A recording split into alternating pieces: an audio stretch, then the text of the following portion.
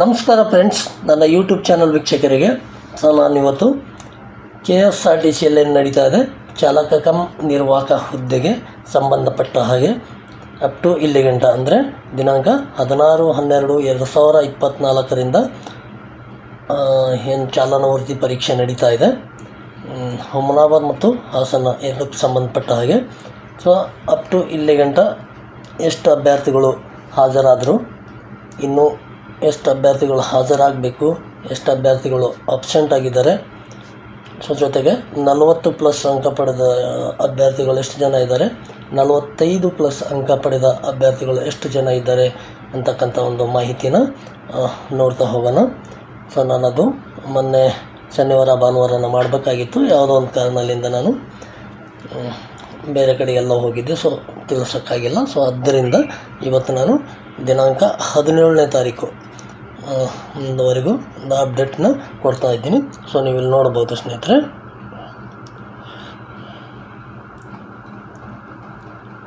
ಕರ್ನಾಟಕ ರಾಜ್ಯ ರಸ್ತೆ ಸಾರಿಗೆ ನಿಗಮ ಚಾಲಕ ಕಮ್ ನಿರ್ವಾಹಕ ಹುದ್ದೆ ಪ್ರಾದೇಶಿಕ ತರಬೇತಿ ಕೇಂದ್ರ ಹಾಸನ ಚಾಲನಾ ವೃತ್ತಿ ಪರೀಕ್ಷೆಯಲ್ಲಿ ಅಭ್ಯರ್ಥಿವಾರು ಗಳಿಸಿದ ಅಂಕಗಳ ವಿವರ, ಅಂದರೆ ಯಾವ್ಯಾವ ಅಭ್ಯರ್ಥಿಗಳು ಎಷ್ಟೆಷ್ಟು ಅಂಕ ತಗೊಂಡಿದ್ದಾರೆ ಅಂತಕ್ಕಂಥದ್ದು ನೋಡ್ತಾ ಹೋಗೋಣ.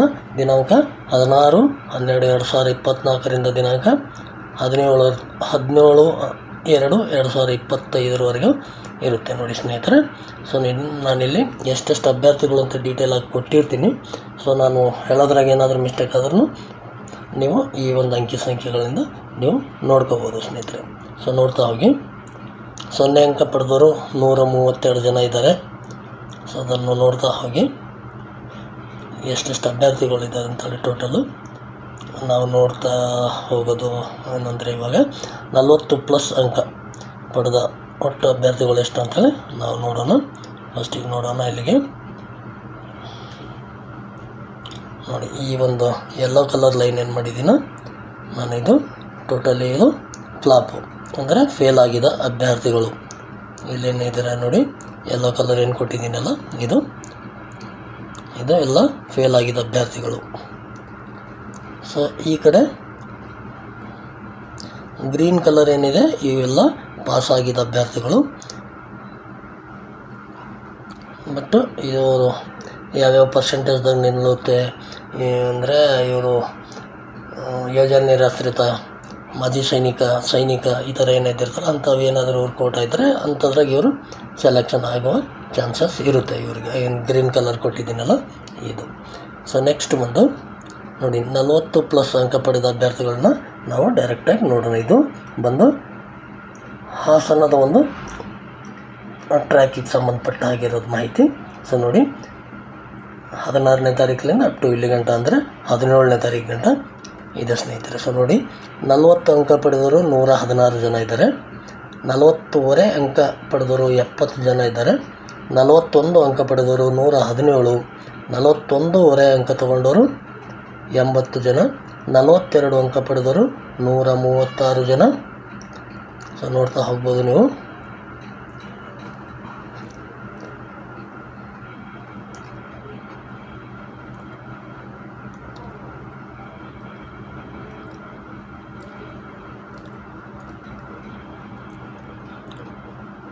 ನೋಡಿ, 42.5 ಅಂಕ ಪಡೆದವರು 105 ಜನ, 43 ಅಂಕ ಪಡೆದವರು 130 ಜನ, 43.5 ಅಂಕ ಪಡೆದವರು 70 ಜನ, 44 ಅಂಕ ಪಡೆದವರು 175 ಜನ, 44.5 ಅಂಕ ಪಡೆದವರು 66 ಜನ.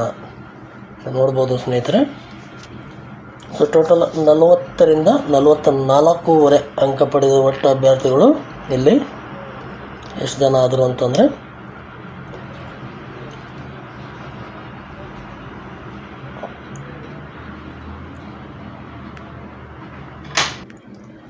ಸೊ ನೀವು ನೋಡ್ಬೋದು 40ರಿಂದ 44.5 ಅಂಕ ಪಡೆದ ಒಟ್ಟು ಅಭ್ಯರ್ಥಿಗಳು ಇಲ್ಲಿ ಹಾಸನ ಒಂದು ಟ್ರ್ಯಾಕಿಗೆ ಸಂಬಂಧಪಟ್ಟ ಹಾಗೆ 1065 ಜನ 1065 ಜನ ಎಲ್ಲಿ ಇದು ಹಾಸನ ಒಂದು ಟ್ರ್ಯಾಕಲ್ಲಿ 40ರಿಂದ 44.5 ಅಂಕ ಪಡೆದವರು.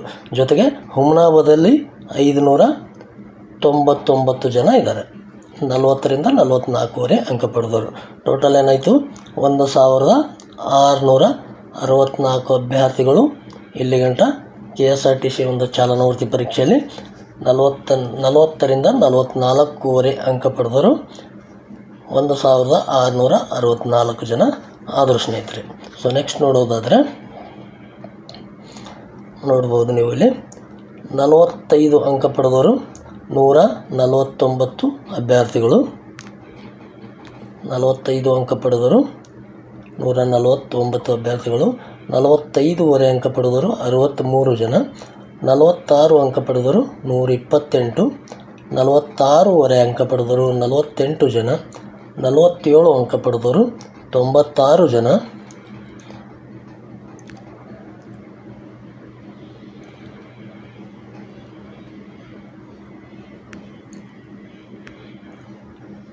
47ವರೆ ಅಂಕ ಪಡೆದವರು 34 ಜನ.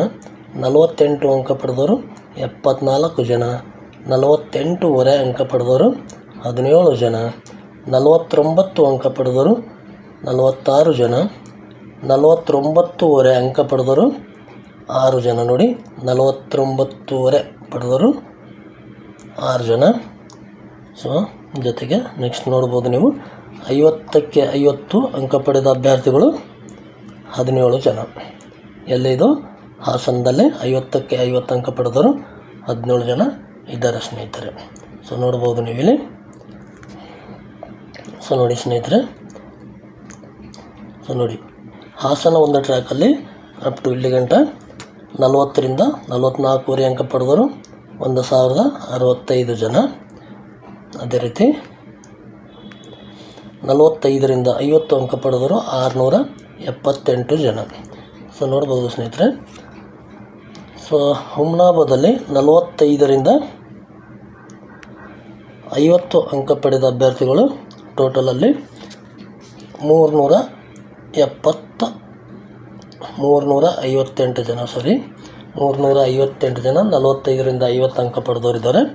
ಹಾಸನದಲ್ಲಿ 678 ಜನ ಇದ್ದಾರೆ. ಸೊ 45 ಪ್ಲಸ್ ಅಂಕ ಪಡೆದವರು ಟೋಟಲ್ ಆದರೂ 1036 ಜನ ಆದರೂ ಸ್ನೇಹಿತರೆ, 2 ಟ್ರ್ಯಾಕ್ ಸೇರಿ.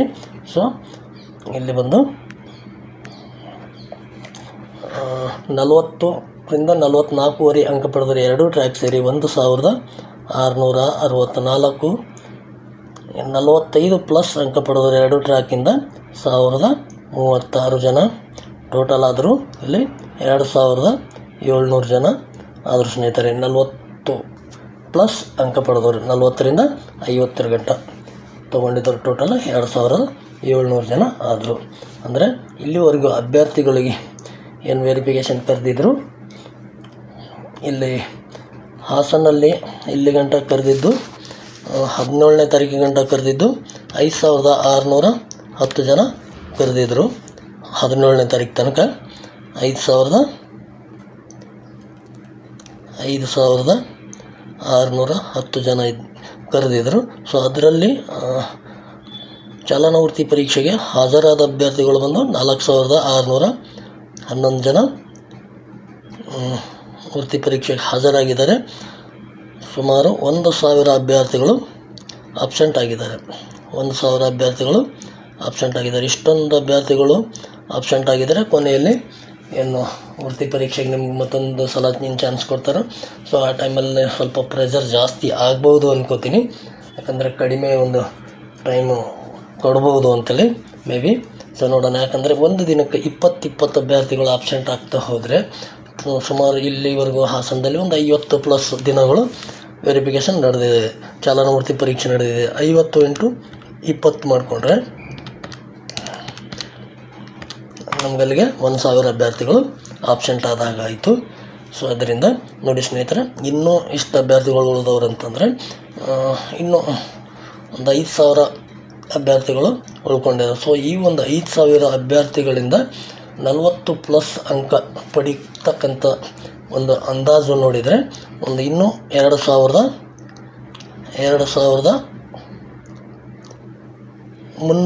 ಅಭ್ಯರ್ಥಿಗಳು 40 ಪ್ಲಸ್ ಅಂಕ ಪಡೀಬಹುದು. 2300 ಅಂಕ 2300 ಅಭ್ಯರ್ಥಿಗಳು, ಇನ್ನು 40+ ಅಂಕ ಪಡೆಯುವ ಅಭ್ಯರ್ಥಿಗಳು ಇದ್ದಾರೆ ಸ್ನೇಹಿತರೆ. ಸೊ ನಮ್ಮದೊಂದು ಅಂದಾಜು ಪ್ರಕಾರ 45+ ಅಂಕ ತಗೊಳ್ತಕ್ಕಂಥ ಒಂದು ಅಂದಾಜು ನೋಡಿದರೆ ಇನ್ನು 800+ ಅಭ್ಯರ್ಥಿಗಳು 45+ ಮೇಲೆ ಬರ್ತಾರೆ. ಸೊ ಜೊತೆಗೆ